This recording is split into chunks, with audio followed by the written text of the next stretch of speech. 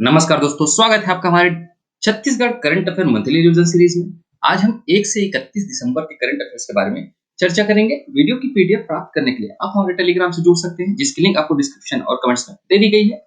साथ ही साथ इसी तरह की करंट अफेयर की वीडियो देखने के लिए सब्सक्राइब करें हमारे इस यूट्यूब चैनल को। दोस्तों, आप सबको आने वाले नए साल की हार्दिक शुभकामनाएं। ये नया साल आपके जीवन में सुख और समृद्धि और सफलता लेकर आए। आई होप इस नए साल में आप अपने सपनों को पूरा करें। चलिए चलते हैं आज के पहले प्रश्न की ओर। आज का पहला प्रश्न है, छत्तीसगढ़ में बनने वाले फिल्म सिटी का नाम क्या रखा जाएगा? चार ऑप्शन यहाँ पे दिए गए हैं। इसका सही उत्तर है ऑप्शन बी, चित्रोत्पला रखा जाएगा।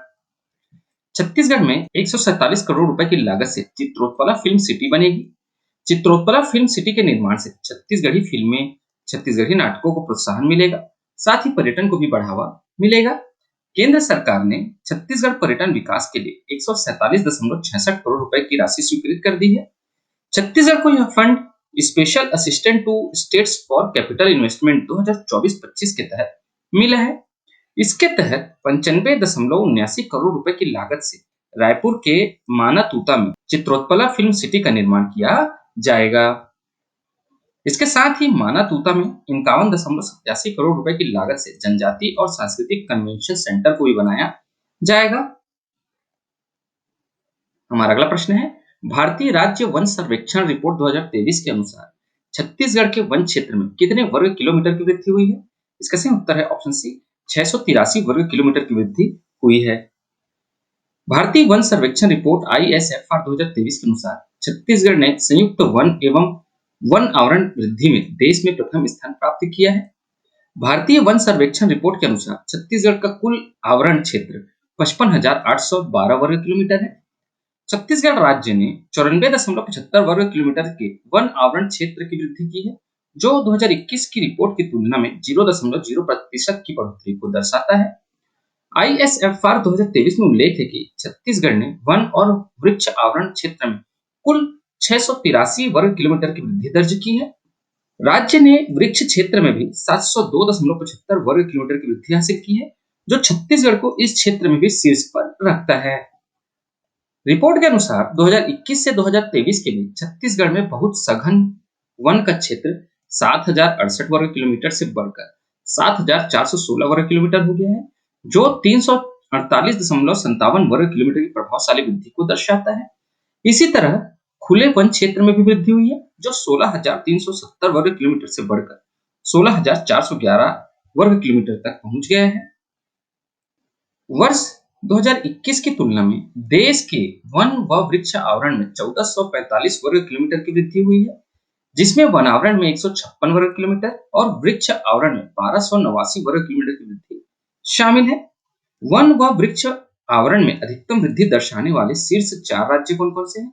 इसमें पहले स्थान पर छत्तीसगढ़ है, दूसरे स्थान पर उत्तर प्रदेश, तीसरे स्थान पर उड़ीसा, चौथे स्थान पर राजस्थान है। ठीक है, पूरे देश में वन और वृक्ष आवरण में अधिकतम वृद्धि दर्शाने वाले राज्यों में छत्तीसगढ़ जो है वो प्रथम स्थान पर है।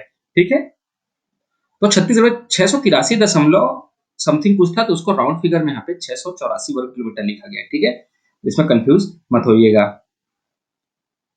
अगला प्रश्न है, भारत राज्य वन रिपोर्ट 2023 के अनुसार छत्तीसगढ़ ने वन और वृक्ष आवरण के क्षेत्र में कौन सा स्थान प्राप्त किया है? इसका सही उत्तर ऑप्शन ए, प्रथम स्थान प्राप्त किया है। भारत राज्य वन रिपोर्ट 2023 ISFR 2023 के अनुसार छत्तीसगढ़ ने वन और वृक्ष आवरण क्षेत्र में सर्वाधिक वृद्धि दर्ज कर देश में प्रथम स्थान प्राप्त किया है। अगला प्रश्न है, छत्तीसगढ़ में अब पर्यटन को निम्न में से किसका दर्जा मिलेगा? चार ऑप्शन यहाँ पे दिए गए हैं। इसका सही उत्तर ऑप्शन बी, उद्योग का दर्जा मिलेगा। छत्तीसगढ़ राज्य में पर्यटन को बढ़ावा देने और योजनाबद्ध तरीके से विकास के लिए अब पर्यटन को उद्योग का दर्जा मिलेगा। यह निर्णय मुख्यमंत्री विष्णुदेव साय की अध्यक्षता में हुई बैठक में लिया गया। इससे पर्यटन परियोजनाओं के लिए निर्धारित न्यूनतम स्थायी पूंजी निवेश किए जाने पर सामान्य उद्योगों को भांति अनुदान और छूट मिलेगी। गौरतलब है कि छत्तीसगढ़ सरकार की नई औद्योगिक नीति 2024 से 30 के अंतर्गत पर्यटन, मनोरंजन एवं अन्य सामाजिक सेवा सेक्टर को शामिल किया गया है।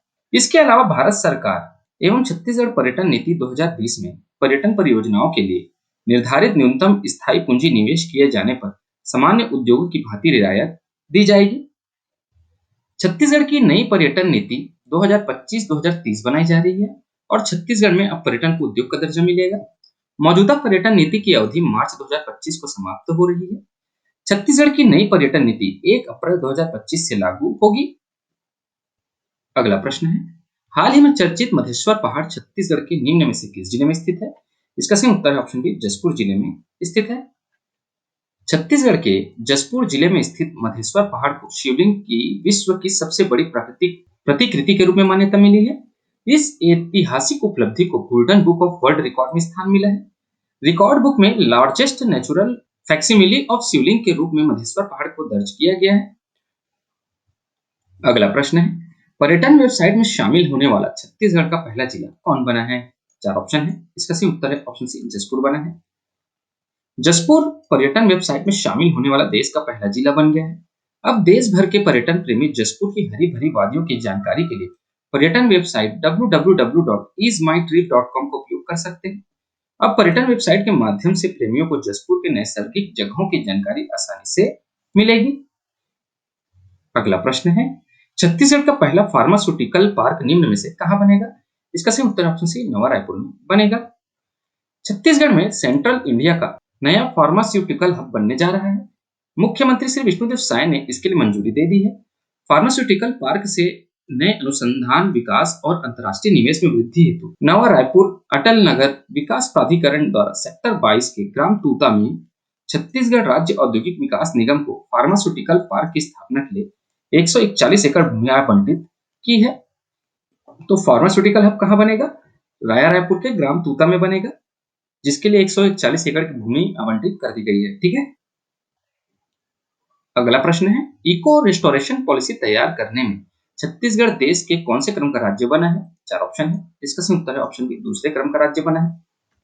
मुख्यमंत्री श्री विष्णुदेव साय के मार्गदर्शन में छत्तीसगढ़ राज्य में इको रेस्टोरेशन पॉलिसी तैयार की जा रही है। केरल के बाद छत्तीसगढ़ देश का दूसरा राज्य है जो यह पॉलिसी तैयार कर रहा है।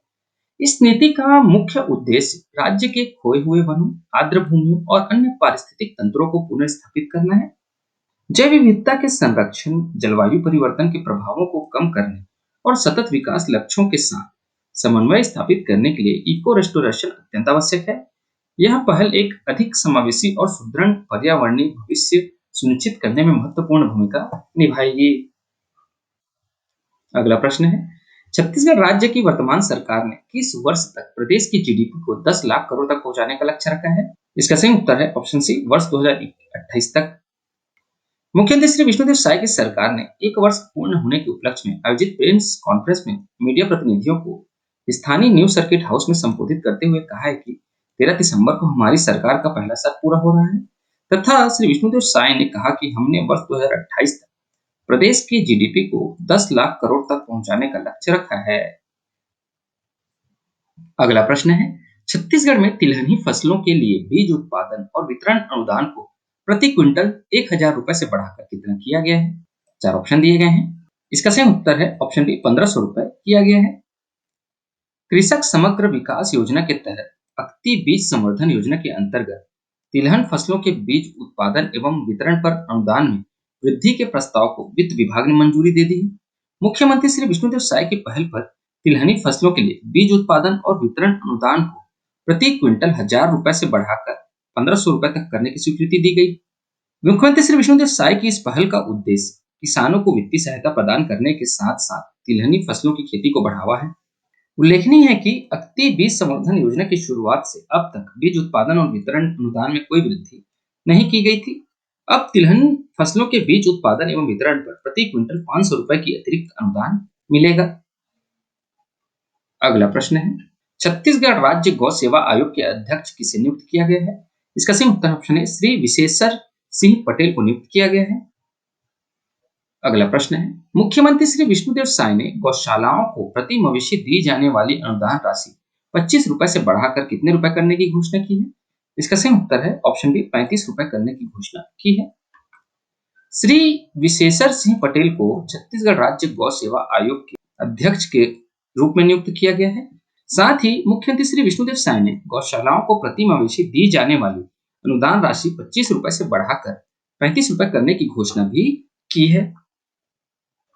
अगला प्रश्न है, निम्न में से किसने नवनिर्वाचित विधायक श्री सुनील सोनी को विधायक पद की शपथ दिलाई है?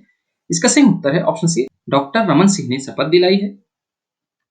विधानसभा अध्यक्ष डॉक्टर रमन सिंह ने 28 नवंबर 2024 को नवनिर्वाचित विधायक श्री सुनील सोनी को विधायक पद की शपथ दिलाई है। श्री सुनील सोनी रायपुर दक्षिण विधानसभा सीट के नवनिर्वाचित विधायक हैं। अगला प्रश्न है, छत्तीसगढ़ में कितने नए केंद्रीय विद्यालय प्रारंभ होंगे? इसका सही उत्तर है ऑप्शन डी, 4 नए केंद्रीय विद्यालय प्रारंभ होंगे। छत्तीसगढ़ में 4 नए केंद्रीय विद्यालय प्रारंभ होंगे। नए स्वीकृत केंद्रीय विद्यालय मुंगेली, सूरजपुर, बेमेतरा और जांजगीर चांपा जिले के हसौद में प्रारंभ होंगे।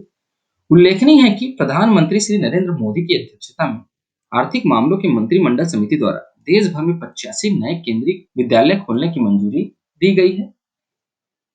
अगला प्रश्न है, बस्तर ओलंपिक समापन समारोह में मुख्य अतिथि के रूप में निम्न में से कौन शामिल हुए हैं? इसका सही उत्तर है ऑप्शन सी, श्री अमित शाह जी शामिल हुए हैं। केंद्रीय गृह एवं सहकारिता मंत्री श्री अमित शाह ने छत्तीसगढ़ के जगदलपुर में बस्तर ओलंपिक समापन समारोह में मुख्य अतिथि के रूप में शामिल हुए। बस्तर ओलंपिक 2024 का आयोजन 5 नवंबर से 15 दिसंबर तक किया गया है। बस्तर ओलंपिक 2024 के लोगों और मस्कट का अनावरण मुख्यमंत्री श्री विष्णुदेव साय ने किया है। शुभंकर जो है, बस्तर ओलंपिक 2024 के शुभंकर में वन, भैंसा एवं पहाड़ी मैना को मुख्य रूप से दर्शाया गया है। बस्तर ओलंपिक में 11 खेल विधाओं के अंतर्गत खेल प्रतियोगिताओं का आयोजन विकासखंड, जिला और संभाग स्तर पर किया जा रहा है। इसका उद्देश्य जो है, बस्तर क्षेत्र के युवाओं को विकास की मुख्यधारा से जोड़ना और बस्तर की खेल प्रतिभाओं को सामने लाने के उद्देश्य से इसका आयोजन किया जा रहा है। अगला प्रश्न है, छत्तीसगढ़ राज्य के मुख्यमंत्री का प्रमुख सचिव निम्नलिखित में से किसे नियुक्त किया गया है? इसका सही उत्तर है ऑप्शन सी, श्री सुबोध कुमार सिंह को नियुक्त किया गया है। श्री सुबोध कुमार सिंह को छत्तीसगढ़ के मुख्यमंत्री का प्रमुख सचिव नियुक्त किया गया है। राज्य शासन ने एक महत्वपूर्ण प्रशासनिक फेरबदल करते हुए श्री सुबोध सिंह को प्रमुख सचिव माननीय मुख्यमंत्री के पद पर नियुक्त किया है। अगला प्रश्न है, छत्तीसगढ़ सरकार ने निम्न में से कहा मेडिसिटी बनाने का फैसला किया है? इसका सही उत्तर है ऑप्शन बी, नवा रायपुर में बनाने का फैसला किया है। छत्तीसगढ़ सरकार ने नवा रायपुर में मेडिसिटी बनाने का फैसला किया है। यह आधुनिकतम मेडिसिटी लगभग 200 एकड़ में विकसित की जाएगी। एक ही स्थान पर उत्कृष्ट स्वास्थ्य सुविधाएं उपलब्ध करने के लिए नवा रायपुर अटल नगर में अंतरराष्ट्रीय स्तर की मेडिसिटी की स्थापना किया जाएगा। इस परियोजना का उद्देश्य चिकित्सा पर्यटन को विकसित करना और इसे अंतरराष्ट्रीय मान्यता दिलाना है। अगला प्रश्न है, छत्तीसगढ़ में महतारी ऋण योजना को निम्न में से किसने लॉन्च किया है? 4 ऑप्शन दिए गए हैं। इसका सही उत्तर है option D, Shri OP Chaudhary ने लॉन्च किया है। वित्त मंत्री श्री ओपी चौधरी ने महतारी शक्ति ऋण योजना का अपने निवास कार्यालय से लॉन्चिंग किया। इस अवसर पर राज्य ग्रामीण बैंक के चेयरमैन श्री विनोद अरोड़ा भी उपस्थित थे। वित्त मंत्री चौधरी ने कहा कि यह योजना माताओं और बहनों को आर्थिक रूप से सशक्त बनाने की दिशा में एक अहम कदम है। राज्य ग्रामीण बैंक के चेयरमैन श्री अरोड़ा ने बताया कि महतारी वंदन योजना के तहत जिन बहनों का खाता ग्रामीण बैंक में है और जिनमें महतारी वंदन योजना की राशि जमा होती है, उन्हें स्वरोजगार के लिए 25,000 रुपए तक का ऋण बिना किसी औपचारिकता के उपलब्ध कराया जाएगा। राज्य ग्रामीण बैंक द्वारा शुरू की गई महतारी शक्ति ऋण योजना का उद्देश्य ग्रामीण क्षेत्रों की महिलाओं को आत्मनिर्भर बनाना और उनके आर्थिक सशक्तिकरण को बढ़ावा देना है। अगला प्रश्न है, छत्तीसगढ़ राज्य के कितने शहरों में ई बसें चलेंगी? इसका सही उत्तर ऑप्शन डी, 4 शहरों में चलेंगी। छत्तीसगढ़ के 4 शहरों में रायपुर, बिलासपुर, दुर्ग, भिलाई और कोरबा में जल्द ही इको फ्रेंडली, किफायती, भरोसेमंद और सुगम परिवहन की सुविधा मिलने जा रही है। प्रधानमंत्री ई बस सेवा के तहत इन चारों शहरों में कुल 240 बसें संचालित की जाएंगी। मुख्यमंत्री श्री विष्णुदेव साय की पहल पर भारत सरकार द्वारा प्रधानमंत्री ई बस सेवा के तहत रायपुर के लिए 100, बिलासपुर और दुर्ग भिलाई के लिए 50-50 तथा कोरबा के लिए 40 बसों की स्वीकृति प्रदान की गई है। प्रधानमंत्री ई बस सेवा के तहत शहरों को जनसंख्या के आधार पर 4 श्रेणियों में बांटा गया है। अगला प्रश्न है, पीएम श्री योजना के तहत छत्तीसगढ़ में कितने अटल टिकरिंग लैब तैयार किया जाएगा? इसका सही उत्तर ऑप्शन डी, 368 टिकरिंग लैब तैयार किया जाएगा। छत्तीसगढ़ राज्य के पीएम श्री स्कूल में अटल टिकरिंग लैब शुरू किए जाएंगे। छत्तीसगढ़ में संचालित कुल 341 पीएम श्री स्कूल में अलग अलग चरणों में 148 हाई स्कूल और हायर सेकेंडरी स्कूल में लैब तैयार किया जाएगा। 148 स्कूल में से 119 की स्वीकृति अभी मिली है, बाकी 29 स्कूल को पहले ही स्वीकृति मिल चुकी है। गौरतलब है कि छत्तीसगढ़ राज्य में पीएम श्री योजना में 4 चरणों में स्कूलों का चयन हुआ था। इसमें पहले चरण में 211 स्कूलों का चयन हुआ था। वहीं दूसरे चरण में कोई भी स्कूल शामिल नहीं थे। साथ ही तीसरे चरण में 52 हायर सेकेंडरी स्कूल और चौथे चरण में 78 हायर सेकेंडरी स्कूलों का चयन हुआ है। अटल टिकरिंग लैब शुरू करने की प्रक्रिया पर काम शुरू हो चुका है। छत्तीसगढ़ में 368 और रायपुर में ही 41 अटल टिकरिंग लैब बनाया जाएगा। हाल ही में सेंट्रल गवर्नमेंट ने अटल इनोवेशन मिशन के लिए 2750 करोड़ रुपए की मंजूरी भी दी है। अगला प्रश्न है, अटल बिहार योजना के अंतर्गत श्री विष्णुदेव साय ने कितने आवासीय परियोजनाओं का शुभारंभ किया है? इसका सही उत्तर ऑप्शन सी 7 आवासीय परियोजनाओं का शुभारंभ किया है। मुख्यमंत्री श्री साय ने सभी के लिए आवास की परिकल्पना को साकार करने के उद्देश्य से मुख्यमंत्री निवास कार्यालय में अटल बिहार योजना के अंतर्गत छत्तीसगढ़ गृह निर्माण मंडल की 7 आवासीय परियोजनाओं का शुभारंभ किया। इस योजना के अंतर्गत प्रदेश के विभिन्न जिलों में 4450 एकड़ भूमि में निर्माण कार्य किया जाएगा, जिसकी कुल लागत 340 करोड़ रुपए है। अटल बिहार योजना के अंतर्गत 7 आवासीय परियोजनाओं का शुभारंभ मुख्यमंत्री श्री विष्णुदेव साय द्वारा किया गया। अगला प्रश्न है, छत्तीसगढ़ में मुख्यमंत्री अन्न कोष योजना का शुभारंभ कब किया गया है? इसका सही उत्तर है ऑप्शन के 10 दिसंबर 2024 को किया गया है। छत्तीसगढ़ राज्य के सरगुजा जिले में मुख्यमंत्री श्री साय ने 536 करोड़ 14 लाख की लागत से 1614 विकास एवं निर्माण कार्यों का लोकार्पण और भूमि पूजन किया है। मुख्यमंत्री साय इस अवसर पर सरगुजा जिले में विशेष पिछड़ी जनजाति पहाड़ी कोरवा समुदाय की गर्भवती एवं शिशुवती महिलाओं को अतिरिक्त पोषण आहार उपलब्ध कराने के उद्देश्य से 10 दिसंबर 2024 को मुख्यमंत्री अन्न कोष योजना का शुभारंभ किया।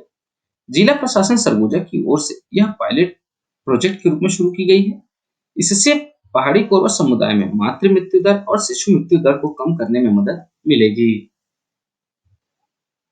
अगला प्रश्न है, छत्तीसगढ़ के किस खिलाड़ी को प्रधानमंत्री राष्ट्रीय बाल पुरस्कार 2024 से सम्मानित किया गया है? इसका सही उत्तर है ऑप्शन डी, हिमवती नाग को सम्मानित किया गया है।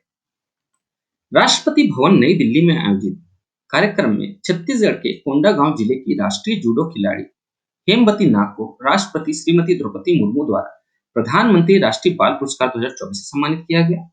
उन्होंने खेलो इंडिया नेशनल गेम्स और राष्ट्रीय स्तर की अन्य प्रतियोगिताओं में स्वर्ण, रजत एवं कांस्य पदक जीतकर छत्तीसगढ़ का परस्पर परचम लहराया है। अगला प्रश्न है, केंद्रीय गृह मंत्री श्री अमित शाह ने निम्न में से किस राज्य की पुलिस को राष्ट्रपति निशान सौंपा है? इसका सही उत्तर ऑप्शन डी, छत्तीसगढ़ को सौंपा है। केंद्रीय गृह और सहकारिता मंत्री श्री अमित शाह ने छत्तीसगढ़ राज्य की पुलिस को राष्ट्रपति निशान पुलिस कलर्स अवार्ड 2024 सौंपा है। यह देश के सशस्त्र बलों को दिया जाने वाला सर्वोच्च सम्मान है। विगत 24 वर्षों से छत्तीसगढ़ पुलिस की असाधारणता, सेवाओं, बहादुरी और कर्तव्य परायणता के लिए राज्य को यह सम्मान मिला है। छत्तीसगढ़ यह सम्मान हासिल करने वाला देश का सबसे युवा राज्य है, जिसने अपने गठन के मात्र 24 वर्षों में ही यह उपलब्धि हासिल कर ली है। केंद्रीय गृह और सहकारिता मंत्री श्री अमित शाह ने कहा है कि 31 मार्च 2026 तक छत्तीसगढ़ और देश से नक्सलवाद का पूर्णतः खात्मा हो जाएगा। अगला प्रश्न है, हाल ही में छत्तीसगढ़ की किस पंडवानी गायिका को भारत सरकार द्वारा नेशनल अवार्ड से सम्मानित किया गया है? इसका सही उत्तर ऑप्शन बी, संप्रिया पूजा निषाद को सम्मानित किया गया है। छत्तीसगढ़ के दुर्ग जामुल निवासी अंतर्राष्ट्रीय पंडवानी गायिका संप्रिया पूजा निषाद को भारत सरकार द्वारा नेशनल अवार्ड से सम्मानित किया गया। 22 नवंबर 2024 को नई दिल्ली में पंडवानी गायिका संप्रिया को सांस्कृतिक मंत्री श्री गजेंद्र सिंह शेखावत राष्ट्रीय अवार्ड उस्ताद बिस्मिल्लाह खान पुरस्कार से सम्मानित किया गया। पंडवानी गायिका संप्रिया पूजा निषाद अब तक देश के 20 राज्यों के साथ ही इंग्लैंड, फ्रांस और जापान जैसे देशों में 500 से अधिक प्रस्तुतियां दे चुकी है। संप्रिया पूजा निषाद दुर्ग जिले के जामुल की निवासी हैं। अगला प्रश्न है, मुख्यमंत्री श्री विष्णुदेव साय ने छत्तीसगढ़ी राजभाषा दिवस के अवसर पर कितने साहित्यकारों को सम्मानित किया है? इसका सही उत्तर है ऑप्शन सी, 6 साहित्यकारों को सम्मानित किया है। मुख्यमंत्री श्री विष्णुदेव साय ने 28 नवंबर को छत्तीसगढ़ी राजभाषा दिवस के अवसर पर आयोजित कार्यक्रम में छत्तीसगढ़ी भाषा को समृद्ध करने वाले 6 साहित्यकारों को सम्मानित किया है। उन्होंने छत्तीसगढ़ी राजभाषा आयोग द्वारा प्रकाशित छत्तीसगढ़ी भाषा में लिखित 12 पुस्तकों का विमोचन भी किया है। 6 वरिष्ठ साहित्यकारों में धमतरी के श्री सुरजीत नवदीप, रायपुर के डॉक्टर रामेंद्रनाथ मिश्र, धमतरी के श्री पुनीत गुरुवंश, रायपुर के डॉक्टर सुखदेव राम साहू, सरगुजा के श्री शिवव्रत सिंह पावले, दंतेवाड़ा की श्रीमती शकुंतला शेंडे शामिल हैं। अगला प्रश्न है, छत्तीसगढ़ में पद्मश्री सम्मान से भूषित विभूतियों को दी जाने वाली सम्मान राशि को 5,000 रुपए प्रति माह से बढ़ाकर कितने रुपए करने की घोषणा की गई है? इसका सही उत्तर है ऑप्शन बी, 10,000 रुपए करने की घोषणा की गई है। मुख्यमंत्री श्री साय ने पद्मश्री सम्मान से विभूषित छत्तीसगढ़ की विभूतियों को दी जाने वाली सम्मान राशि प्रति माह 5,000 रुपए से बढ़ाकर 10,000 रुपए करने की घोषणा की है। अगला प्रश्न है, छत्तीसगढ़ के कितने कृषकों को millionaire farmer of India award से सम्मानित किया गया है? चार ऑप्शन यहाँ पे दिए गए हैं। इसका सही उत्तर है ऑप्शन डी, 2 कृषकों को सम्मानित किया गया है। कृषि जागरण एवं भारतीय कृषि अनुसंधान संस्थान नई दिल्ली द्वारा millionaire farmer of India award 2024 का आयोजन किया गया। यह कार्यक्रम 1 से 3 दिसंबर 2024 को नई दिल्ली में किया गया। इस कार्यक्रम में देश के विभिन्न क्षेत्रों से प्रगतिशील कृषकों को प्रोत्साहन करने हेतु सम्मानित किया गया है। कार्यक्रम में कृषि विज्ञान केंद्र नारायणपुर के 2 प्रगतिशील कृषक ग्राम बांग डोंगरी के श्री चैतुराम यादव और बेलगांव के श्री नीलकंठ नाग को मिलियनियर फार्मर अवार्ड 2024 से 3 दिसंबर को सम्मानित किया गया। अगला प्रश्न है, छत्तीसगढ़ के किस जिले के हरदी भाठा ग्राम पंचायत को राष्ट्रीय पुरस्कार 2024 से सम्मानित किया गया? इसका सही उत्तर है ऑप्शन सी, धमतरी जिले के हरदी भाठा ग्राम को सम्मानित किया गया है। छत्तीसगढ़ के धमतरी जिले के हरदी भाठा ग्राम पंचायत को राष्ट्रीय स्तर पर बड़ी उपलब्धि मिली है। केंद्रीय पंचायती राज मंत्रालय द्वारा दीनदयाल उपाध्याय पंचायत सतत विकास पुरस्कार 2024 से सम्मानित किया गया। नई दिल्ली के विज्ञान भवन में आयोजित राष्ट्रीय पंचायत पुरस्कार 2024 समारोह में राष्ट्रपति श्रीमती द्रौपदी मुर्मू द्वारा हरदी भाटा के सरपंच श्री मुनेन कुमार ने पुरस्कार ग्रहण किया। पंचायतों के बीच स्वस्थ प्रतिस्पर्धा को बढ़ावा देने के उद्देश्य से केंद्रीय पंचायती राज मंत्रालय द्वारा विभिन्न श्रेणियों में हर साल पुरस्कार दिए जाते हैं। इस साल ये पुरस्कार 15 राज्यों की 45 पंचायतों व संस्थाओं को दिए गए हैं।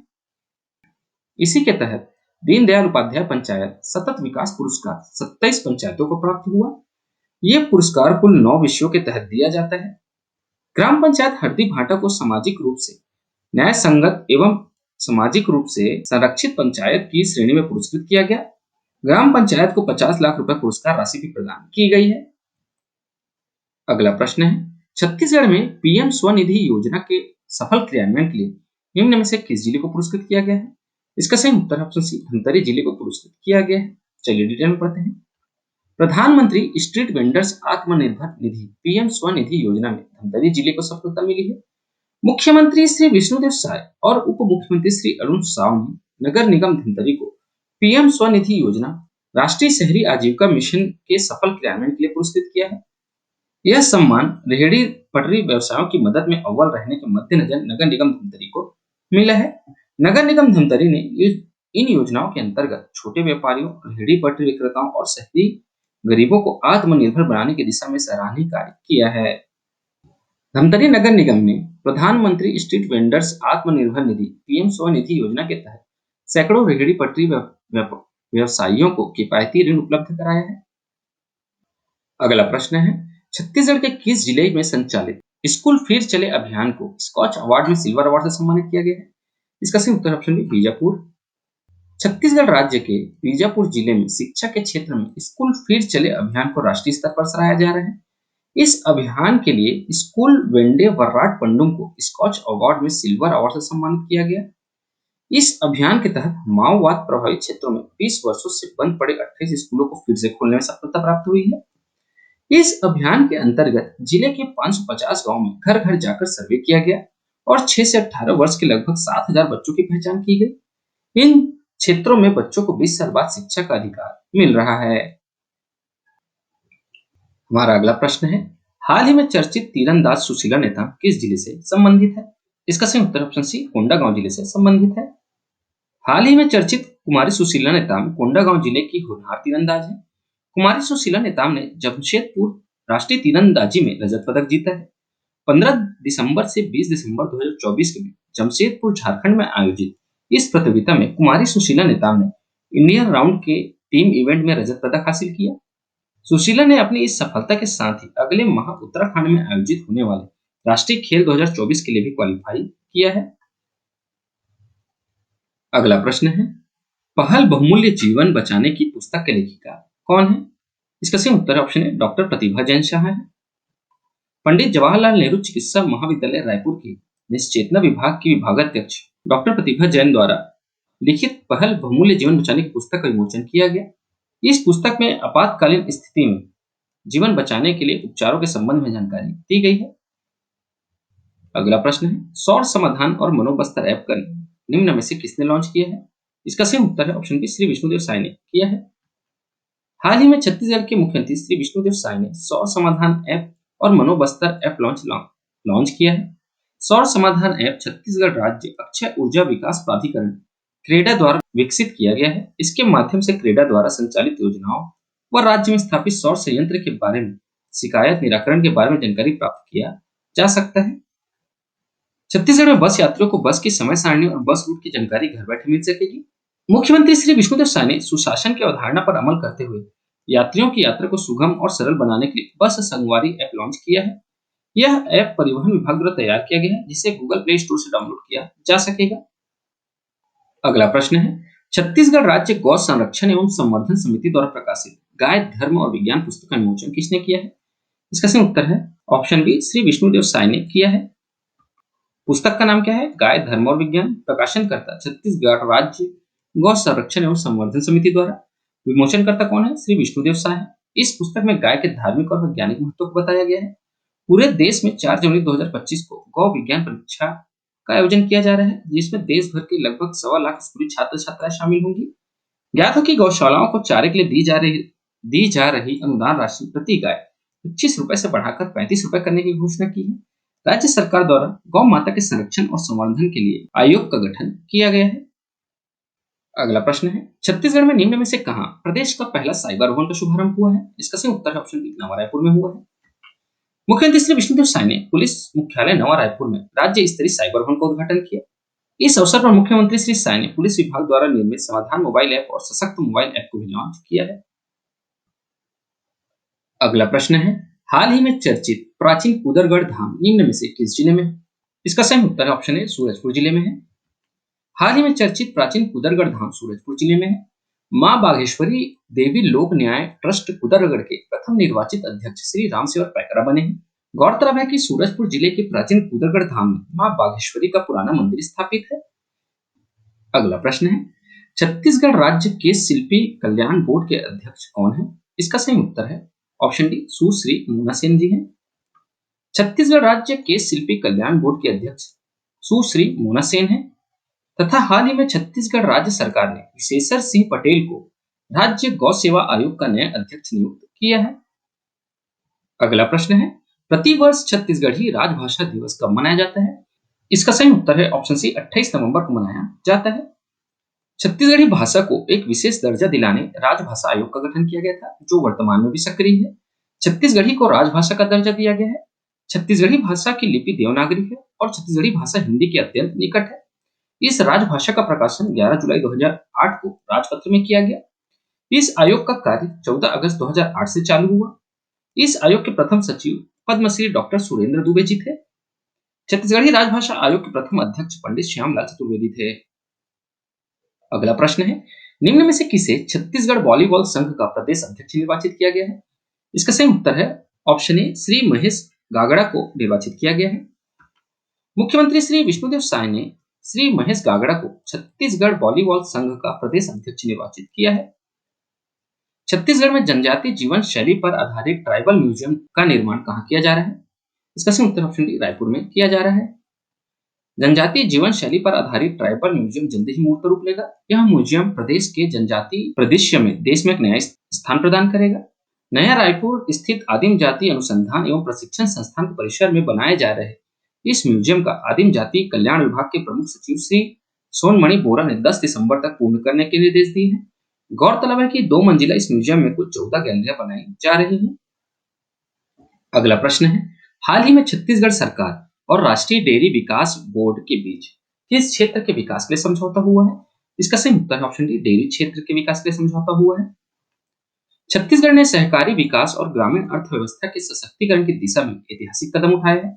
केंद्रीय गृह और सहकारिता मंत्री श्री अमित शाह और मुख्यमंत्री श्री विष्णुदेव साय की उपस्थिति में 2 महत्वपूर्ण समझौता ज्ञापनों पर हस्ताक्षर किए गए। यह पहल प्रदेश में डेयरी और वन उपज विकास को गति देने के साथ ही आदिवासी समुदाय और किसानों के उत्थान की दिशा में एक महत्वपूर्ण मील का पत्थर साबित होगी। छत्तीसगढ़ सरकार और राष्ट्रीय डेयरी विकास बोर्ड के बीच डेयरी के क्षेत्र में विकास के समझौता हुआ है। साथ ही छत्तीसगढ़ राज्य लघु वनोपज सहकारी संघ मर्यादित और राष्ट्रीय सहकारी ऑर्गेनिक के बीच और समझौता ज्ञापन पर हस्ताक्षर हुआ है। अगला प्रश्न है, रायपुर अंबिकापुर बिलासपुर हवाई सेवा का शुभारंभ किसने किया है? इसका सही उत्तर ऑप्शन है श्री विष्णुदेव साय जी ने किया है। मुख्यमंत्री श्री विष्णुदेव साय ने 19 दिसंबर 2024 को रायपुर अंबिकापुर बिलासपुर हवाई सेवा का स्वामी विवेकानंद विमानतल पर शुभारंभ किया। इस सेवा का आरंभिक किराया मात्र 999 रुपए है, जो यह सुनिश्चित करता है कि आम जनता भी हवाई यात्रा का लाभ उठा सकती है। सरगुजा और बस्तर जैसे दूरस्थ क्षेत्रों की एयर कनेक्टिविटी से न केवल नागरिकों को सुविधाएं मिलेंगी, बल्कि इन क्षेत्रों में टूरिज्म और आर्थिक गतिविधियों में भी वृद्धि होगी। आज की इस रिवीजन वीडियो में इतना ही दोस्तों। आशा करता हूँ आपको हमारी वीडियो पसंद आई होगी। अगर आपको हमारी वीडियो पसंद आए तो लाइक करें, शेयर करें और हमारे इस चैनल को सब्सक्राइब करें। इस वीडियो को देखने के लिए आपका बहुत बहुत शुक्रिया। Thank you very much.